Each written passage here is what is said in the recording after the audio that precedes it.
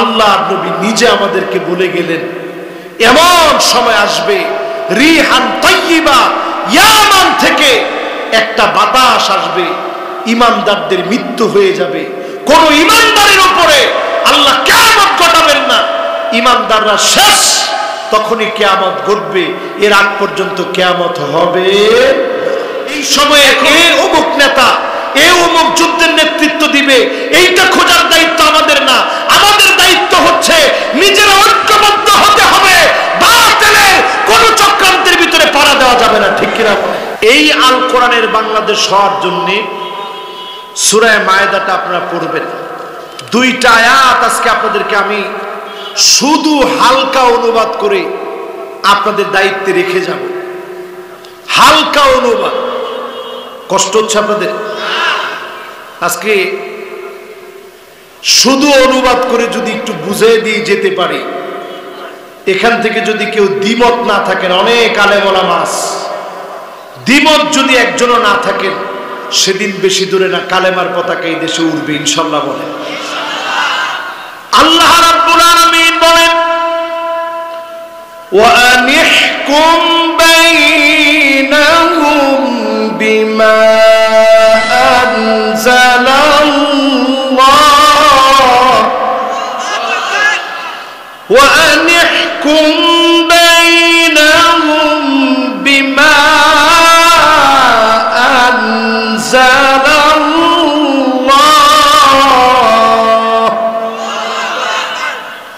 কি বলছেন মালিক?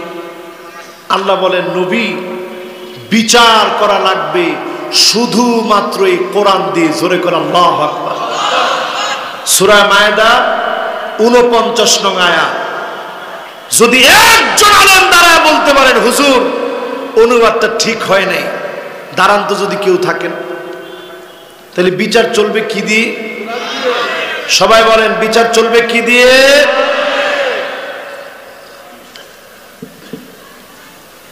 বিচার চলবে কোরআন দিয়ে। এই কথাটা কার কথা? আল্লাহর কথা। এরপরে আল্লাহ রাব্বুল আলামিন বলেন ওয়ালা তাত্তাবি আহওয়াআহুম,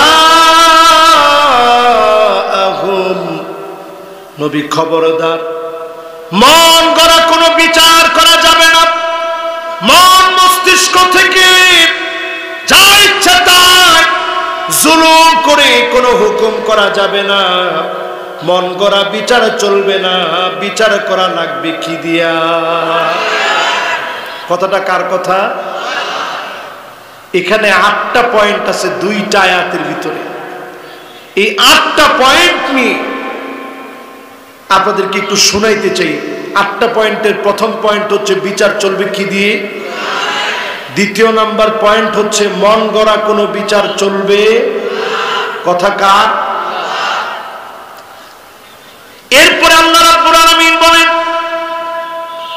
ওয়াহদারুহুম আন ইয়াফতিনুকা আন বা'দি মা আনজালাল্লাহ মা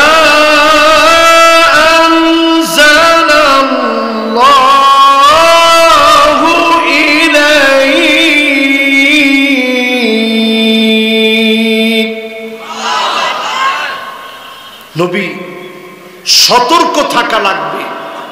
কাফেরদের কোনো মত, কাফেরদের কোনো থিওরি, কাফেরদের কোনো পথ, কাফেরদের ডারউইনের কোনো তথ্য, ট্রান্সজেন্ডারের মতো কোনো তথ্য মুসলমানদের ভিতরে যেন প্রবেশ না করে সতর্ক সজাগ থাকা লাগবে, ঠিক কিনা বলে?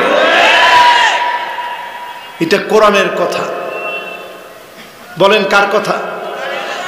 জোরে বলেন কার কথা? নবীজিকে আল্লাহ বলতেছেন নবী সতর্ক থাকা লাগবে। এবার যদি আপনাদেরকে আমি প্রশ্ন করি, আমি আপনি কি আদৌ সতর্ক হয়েছি? ট্রান্সজেন্ডার অলরেডি 7ম শ্রেণীর সামাজিক বিজ্ঞান বইয়ে শরীফ নামের সেই ছেলেটি কেমনে শরীফা হয়েছে, এই ঘটনা এখন আমাদের দেশে পড়ানো হচ্ছে। অনেকেই সেই ঘটনা এখন পড়তেছে, হিজরা ট্রান্সজেন্ডারকে একসাথে মিলিয়ে ফেলছে। বিশ্বাস করেন, ট্রান্সজেন্ডার আর হিজরা কোনোদিন এক হতে পারে না। ট্রান্সজেন্ডারকে সমর্থন করে পার্লামেন্ট থেকে যদি কোনো আইন করা হয়, আল্লাহর গজব এই জাতির উপরে প্রতীক্ষায় থাকবে। ঠিক কিনা বলে? এরকম কোন সিদ্ধান্ত মুসলমান হয়ে আমরা সমর্থন করতে পারি না। এটা আল্লাহ 3 নম্বরে বললেন। 4 নম্বরে আল্লাহ রাব্বুল আলামিন বলছেন, فَإِن تَوَلَّوْا فَاعْلَمْ أَنَّمَا يُرِيدُ اللَّهُ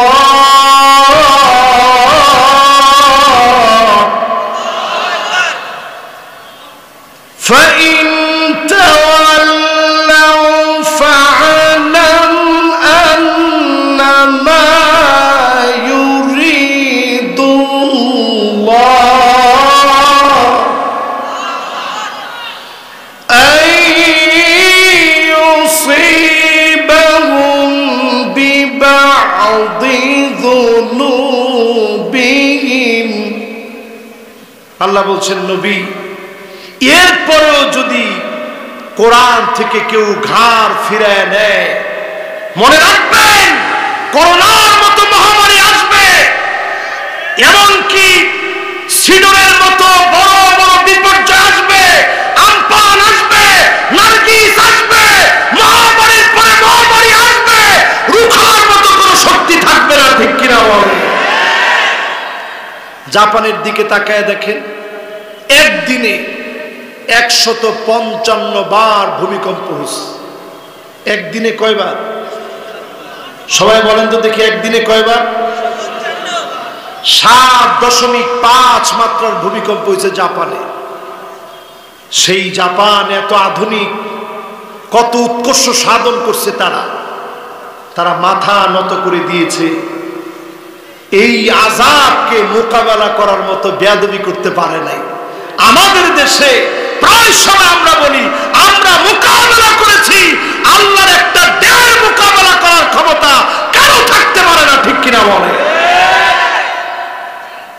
আপনাদের কি কষ্ট হচ্ছে ভাই? ইনশাআল্লাহ যারা বসছেন মাদ্রাসার জন্য, ট্রাস্টের জন্য, আমরা ইনশাআল্লাহ খালি হাতে যাব না, কিছু না কিছু দিয়ে অংশগ্রহণ করে আমরা যাব। রাজি আছেন ইনশাআল্লাহ? এই যে কয়েকদিন আগে খুব ঠান্ডা গেল, তখন আমার মাহফিল ছিল কক্সবাজারে। প্রচন্ড ঠান্ডার সময়ে কক্সবাজারে খুবই ঠান্ডা ছিল। সেই সময়ে কক্সবাজারে মাহফিল করে অনেকটাই এখন মাহফিলে কথা বলতে কষ্ট হচ্ছে এই গত 3-4 দিন ধরে। এর মধ্যে দারুল আমান ট্রাস্টের আজকের ঐতিহ্যবাহী মাহফিলে এই আজকের ভাঙা কণ্ঠ নিয়ে কথা বলে আপনাদেরকে যতটুকু বোঝানোর চেষ্টা করছি। আপনারা ইনশাআল্লাহ খালি হাতে যাবেন না তো? ইনশাআল্লাহ সবাই আছেন না গেছেন? কৃপণ কে কে একটু হাত তুলেন। একজন মুরব্বী হাত তুলছে যে আমি বড় কৃপণ।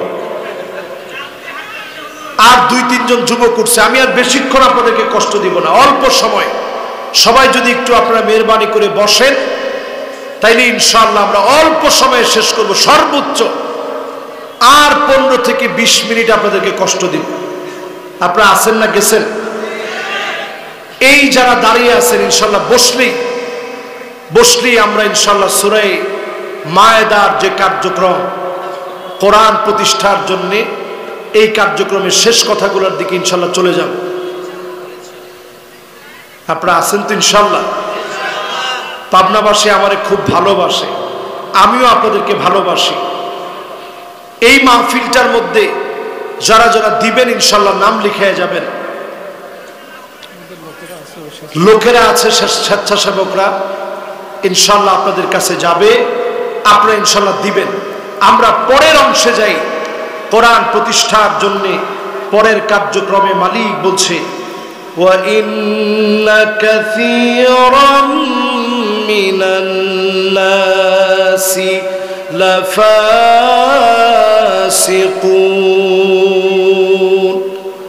দেখুন কোরআনের আলোচনা ভঙ্গিটা কত সুন্দর। প্রথমে আল্লাহ বলছে ওয়া ইন্না, নিশ্চয়, কাসীরাম মিনান নাস, একজন দুজন মানুষ না, অধিকাংশ মানুষ যারা ফাসিক তারাই কোরআনের বিরোধিতা করে। ঠিক কিনা বলে? আরো জোরে বলেন ঠিক কিনা। সুতরাং এই কোরআনের একটা আয়াত নয়, এই কোরআনের একটা শব্দ নয়, এই কোরআনের একটা নুক্তা না, এই কোরআনের সামান্য পরিবর্তন যদি কেউ করে, কারা কারা জীবন দিয়ে প্রস্তুত থাকবেন? দুটো হাত তুলে আল্লাহকে দেখান।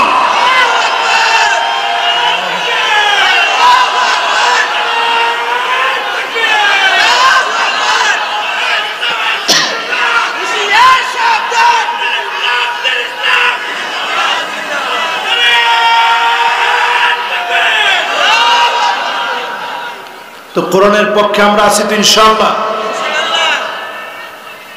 এরপরে আল্লাহ রাব্বুল আলামিন কি বলেন শুনেন। আফাহুকমাল জাহিলিয়াতি ইয়াবগুন। নবী, এত কিছুর পরেও তারা কি জাহিলিয়াতের দিকে চলে যাবে? এখন বলেন তো দেখি, রাতের অন্ধকারে বিচার করার নাম জাহিলিয়াতের বিচার না। জাহিলিয়াতের বিচার মানে হচ্ছে ওই বিচার ব্যবস্থা নিরপরাধ মানুষকে, নির্দোষ মানুষকে দিনের পর দিন যদি জুলুম করা হয়, ওই বিচারিক ব্যবস্থার নাম জাহিলিয়াতের বিচার। ঠিক কিনা বলে? এরপরে কোরআন কি বলছে? এরপরে কোরআনের বক্তব্য শুনেন। ومن أحسن من الله حكما। আল্লাহর হুকুমের চাইতে সেরা কোন হুকুম হতে পারে না। সর্বসেরা, সর্বশ্রেষ্ঠ, জলজল ভাস্বর, সত্যপূর্ণ, মহিমান্বিত জীবন বিধানের নাম হচ্ছে আল কোরআন। জোরে কোরআন আল্লাহু আকবার। মানবে কারা? কোরআন বলছে লিকাউমি ইউকিনুন, শুধু যারা বিশ্বাসী হবে তারাই কেবল কোরআন মানবে। ঠিক কিনা বলেন? তো এই কোরআনের জন্য আমরা কি জীবন দিতে প্রস্তুত আছি? সময় দিতে রাজি আছি? কোরবানি করতে রাজি আছি? আমার জীবনের সব দিয়ে গাফলতি দূর হবে যদি কোরআনের জন্য আসতে পারি। ঠিক কিনা বলেন? এই মাহফিলে যতগুলো কথা বললাম, যতটুকুন আলোচনা রেখেছি, যতটুকুন কথা বলার সুযোগ হয়েছে, একজন ভাই প্রশ্ন করছে, প্রশ্নটা শুনে যান, জরুরি প্রশ্ন। ইমাম মাহাদির পূর্বে হিন্দুস্তানের পূর্ব অঞ্চল থেকে ইমাম মাহমুদের প্রকাশ হবে, যার মাধ্যমে মহান আল্লাহ গজওয়াতুল হিন্দের যুদ্ধে বিজয় দান করবেন, এই বিষয়ে জানতে চাই। একজন ভাই প্রশ্ন করছেন। দ্বিতীয় এক ভাই প্রশ্ন করছেন, পাকিস্তানের মোহাম্মদ কাসেম সম্পর্কে আপনার মতামত কি জানতে চাই। গুরুত্বপূর্ণ প্রশ্ন এটাও। এরপরে একজন প্রশ্ন করছেন, আবু হুরায়রা রাদিয়াল্লাহু তাআলা আনহু বলেন, আমি রাসূল সাল্লাল্লাহু আলাইহি সাল্লামকে বলতে শুনেছি, অদূর ভবিষ্যতে হিন্দুস্তানের মুশরিকরা মুসলমানদের উপর খুবই অত্যাচার করবে। সেই সময়ে হিন্দুস্তানের পূর্বাঞ্চল থেকে একটি মুসলিম জামাতের প্রকাশ ঘটবে। একই প্রশ্নটা আবার করছে। আমি প্রথম উত্তরটা দিই। পাকিস্তানে একজন ব্যক্তি 300 বারের উপরে নবীজিকে স্বপ্ন দেখছে। দেখছেন আপনারা সবাই কত জোরে বলছেন সুবহানাল্লাহ। 300 বারের উপরে নবীজিরে স্বপ্ন দেখছে। 26 বছর ধরে তিনি স্বপ্ন দেখতেছেন। লাহোরের একজন ব্যক্তি, তার নাম মোহাম্মদ কাসেম। এখন 300 বার যে স্বপ্ন দেখছেন, এই কথাটা কোরআন হাদিস বলেন? এই কথাটা কি? এটা কি কোরআন না হাদিস না মুখের কথা? এটা জুমলায়ে খাবরিয়া, সত্য হইতে পারে, মিথ্যাও। আমাদের দেশে অলরেডি একটা পেজ খুলে ফেলছে। ওই পেজ খুলে মোহাম্মদ কাসেমের নামে অলরেডি বিরাট প্রচারণা শুরু হয়ে গেছে। আমি যেহেতু এই বিষয়গুলো নিয়ে মাঝে মাঝেই বয়ানে কথা বলি, এজন্য অনেকেই এই মোহাম্মদ কাসেম সম্পর্কে আমার কাছে জানতে চাই যে হুজুর আপনার মূল্যায়ন কি। এক নাম্বার কথা হলো মোহাম্মদ কাসেম সে যে ইমাম মাহাদি, আপনি বুঝলেন কেমনে? ইমাম মাহাদির নাম হবে মুহাম্মদ বিন আব্দুল্লাহ। আল্লাহর হাবিব বলেন ওহুয়া মিন নাসাবি, অন্য রিওয়ায়াতে বলেন ওহুয়া মিন ইতরাতি, আমার বংশ থেকে আসবে, আমার নসব থেকে আসবে, আমার ফাতেমার বংশ থেকে আসবে। আহলে সুন্নাহ ওয়াল জামাতের সমস্ত আলেমদের মূল্যায়ন হচ্ছে ইমাম হাসানের বংশ থেকে আসবে, শিয়াদের মূল্যায়ন হচ্ছে ইমাম হোসেনের বংশ থেকে আসবে। তো যদি মোহাম্মদ কাসেমের কথা চিন্তা করেন, তিনি এই বংশের কেউ না, তো কেমনে আপনি ইমাম মাহাদি বানাবেন? এখন অনেকেই বলছেন যে হুজুর ওই যে রাসূল বলছেন যে তার কপালটা বড় হবে। এখন মোহাম্মদ কাসেম যাকে আপনারা ইউটিউবে দেখছেন, তার চুলটা দেখবেন অনেকটা পিছন থেকে। এই জন্য অনেকে বলতেছে দেখছেন হুজুর কপাল বড় হবে, এই আলামত তো মিলে গেছে, চুল যেহেতু পিছন থেকে। কিন্তু লোকটা ক্লিন শেভ। লোকটা কিসে? আচ্ছা বলেন তো দেখি, আপনাদের সামান্য আশেপাশের বাজার কোনো মসজিদ অথবা রাস্তার পাশের কোনো মসজিদে যদি নামাজ পড়াইতে কোনো ইমাম খুঁজেন, একেবারে ক্লিন শেভ কোনো লোককে দিয়ে আপনারা নামাজ পড়াবেননি? পাবনায় যদি মসজিদে ইমামতি না দেন, তাহলে এই বিশাল মুসলিম উম্মাহ নির্যাতিত নিপীড়িত যখন হবে, কেমনে করে এই মানুষটা নেতৃত্ব দিবে? ইমাম মাহদী তো তিনি হবে যার দিকে বন্দুক তাক করা হবে, মাটি ওই বন্দুককে গিলে খেয়ে ফেলবে। জোরে করে আল্লাহ। ইমাম মাহদী ওনার নাকটা থাকবে খাড়া, কপালটা থাকবে বড় কপালওয়ালা। ঠিক যারা উমরা করতে গেছেন, হজ করতে গেছেন, আপনারা দেখছেন হাজরে আসওয়াদ আর মাকাম ইব্রাহিমের মাঝামাঝিতে তিনি দাঁড়ায় থাকবেন। লোকেরা দেখেই বুঝবেন ইনি ইমাম মাহদী। লোকেরা বলবে এখনই বায়াত দেন, না হলে প্রয়োজনে আপনার গায়ে আঘাত করব, বায়াত না নিয়ে এক চুল নড়ব না। জোরে করে আল্লাহু আকবার। এরকম একটা অবস্থার সৃষ্টি হবে পৃথিবীতে। ইউসলিহুল্লাহু লাহু লাইলাতান ওয়াহিদা, এক রাত্রির ভিতরে পুরা মুসলমানদেরকে মালিক ঐক্যবদ্ধ করে নেতৃত্ব দিবে। এখন যারা নামাজ পড়ে না, ঘুমায় থাকে, ওরা ইমাম মাহাদির কেউ হবে না। ঠিক কিনা বলে?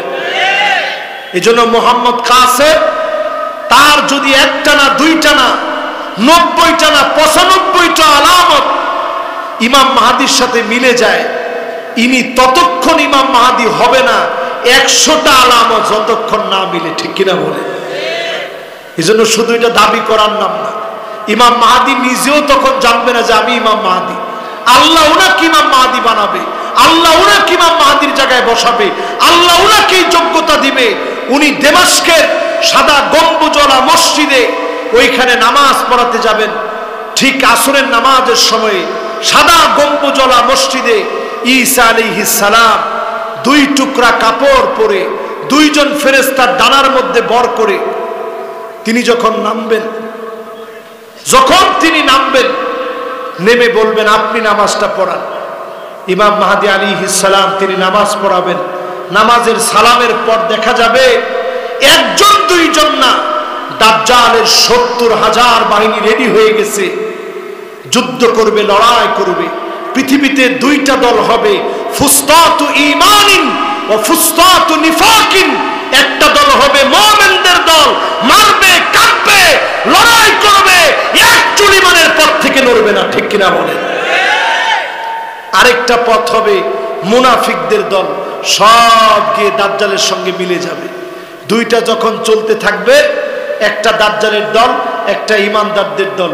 ইমানদারদের দল এত শক্তিশালী হবে, ঈসা আলাইহিস সালাম নামাজের সালামের পরে এক একটা এক একটার দিকে শুধু খালি তাকাবে, এইভাবে নজর দিবে দাজ্জালের বাহিনীর দিকে। নজর দিতে দেরি, লবণ যেমন পানির ভিতরে দিলে গলতে দেরি হয় না, এই রকম দাজ্জালের পুরা বাহিনী মেসাকার হয়ে যাবে। জোরে করে আল্লাহু আকবার। শুধু থাকবে দাজ্জাল, দৌড়ান শুরু করবে, চলে যাবে কোথায়? বাবুল লুদ। আজকে আপনারা যারা ফিলিস্তিনের বিভিন্ন দৃশ্য দেখতেছেন, তেল আবিব থেকে একটুখানি দূরে বাবুল লুদ নামক জায়গায় বর্তমান দাজ্জাল চলে যাবে। এই দাজ্জাল যখন চলে যাবে, যাওয়ার সঙ্গে সঙ্গে ঈসা আলাইহিস সালাম তারে হত্যা করে ফেলবে। জোরে করে আল্লাহু আকবার। আপনারা আমার সাথে আছেন তো ইনশাআল্লাহ? এই মাহফিল থেকে বুঝে যাওয়ার চেষ্টা করবেন, মোহাম্মদ কাসেম সহ যত এরকম বের হবে, এটা খুঁজে বেড়ানোর দায়িত্ব আপনার না। আপনার দায়িত্ব হচ্ছে এই যে সূরা মায়েদার 49 এবং 50 নম্বর আয়াত বললাম, এই দুই আয়াত সামনে নিয়ে বাদিরু বিল আমাল, আমল দিয়ে পরিবর্তন আনেন। দেখবেন এক সময়ে গোটা পৃথিবীতে ইসলামের জয় জয়কর অবস্থা আসবে, সাহায্য আসবে, নেতৃত্ব আসবে, যুগ জিজ্ঞাসার সঠিক সমাধানে যেটা দরকার মালিক তখন দিবেন। ইমাম মাহাদির আত্মপ্রকাশ ঘটবে, আপনাকেও যিনি শামিল করাবেন তিনি কে? বুঝে আসছে ভাইরা? দ্বিতীয় প্রশ্ন, আমাদের বাংলাদেশের নাটোরে একজনকে, শুনেন কিন্তু, শুনতেছেন? এখন যে শ্রোতারা আছেন এরা একেবারে আমার একনিষ্ঠ শ্রোতা, এরা একটু শুনে যান। নাটোরের একজনকে এখন বলা হয় যে ইনি হচ্ছে ইমাম মাহমুদ, মানে ইমাম মাহাদির আগে ইমাম মাহমুদ নামে কয়েকজন আসবে। এরকম ইমাম মাহমুদ অলরেডি একজনকে দাবি করে। আসলে এই কিয়ামতের সময়টা যত কাছাবে, এই জন্য আমি আজকে এই আলোচনাগুলো এখানে শুরু করছি। 9টা হাদিস বলছিলাম, খেয়াল আছে আপনাদের? ও কটা জানি? 9টা না 10টা?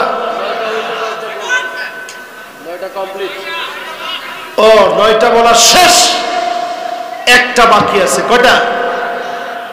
একটা হচ্ছে সেটা নবী আলাইহিস সালাতু ওয়াস সালাম বলছেন, আল্লাহ নবী নিজে আমাদেরকে বলে গেলেন, এমন সময় আসবে রিহান তাইয়্যিবা, ইয়ামান থেকে একটা বাতাস আসবে, ইমানদারদের মৃত্যু হয়ে যাবে।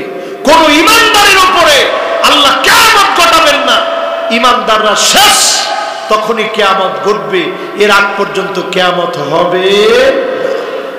এখন যেই প্রশ্ন করা হয়েছে যে ইমাম মাহমুদ, নিশ্চিত করে ইমাম মাহমুদের ব্যাপারে কোন সহিহ হাদিসের কোন বক্তব্য পাওয়া যায় না। ইমাম মাহদী আলাইহিস সালামের ব্যাপারে সহিহ হাদিস পাওয়া যায়, একটা দুইটা সহিহ হাদিস না। আপনারা যদি নেহায়াতুল আলম, মহাপ্রলয় একটা কিতাব আছে শেখ আরিফির, মহাপ্রলয় এই কিতাবটা কিনে দেখবেন, পড়বেন, সহি সহি রেফারেন্স দিয়ে সুন্দরভাবে বর্ণনা দেওয়া আছে, আপনারা পড়বেন, কোনোভাবে বিভ্রান্ত হবেন না। এই সময়ে এ অমুক নেতা, এ অমুক যুদ্ধের নেতৃত্ব দিবে, এইটা খোঁজার দায়িত্ব আমাদের না। আমাদের দায়িত্ব হচ্ছে নিজেরা ঐক্যবদ্ধ হতে হবে, বাতিলের কোন চক্রান্তের ভিতরে পাড়া দেওয়া যাবে না। ঠিক কিনা বলে? নতুন করে দেখবেন, এখন কাউকে আপনি ইমাম মাহমুদ বললেন, তার একটা সঙ্গভঙ্গ তৈরি হবে। পাকিস্তানের এখন মোহাম্মদ কাসেমের পিছনে গার্ড ঘুরে, একেবারে গার্ড অফ অনার নিয়ে সে এখন বিভিন্ন কনফারেন্সে বক্তব্য দেয়। আমি তো অবাক, উনার তেলাওয়াতটা পর্যন্ত শুদ্ধ হয় না, উনি ইমাম মাহদী হবে কেমনে? আমরা যে অবস্থার মানুষ, একটা বক্তা যদি তেলাওয়াতে ভুল করে 100 জন ভুল ধরার জন্য রেডি হয়ে যায়, আর ইমাম মাহদী যদি তেলাওয়াতে ভুল করে অবস্থাটা কি হবে চিন্তা করেন।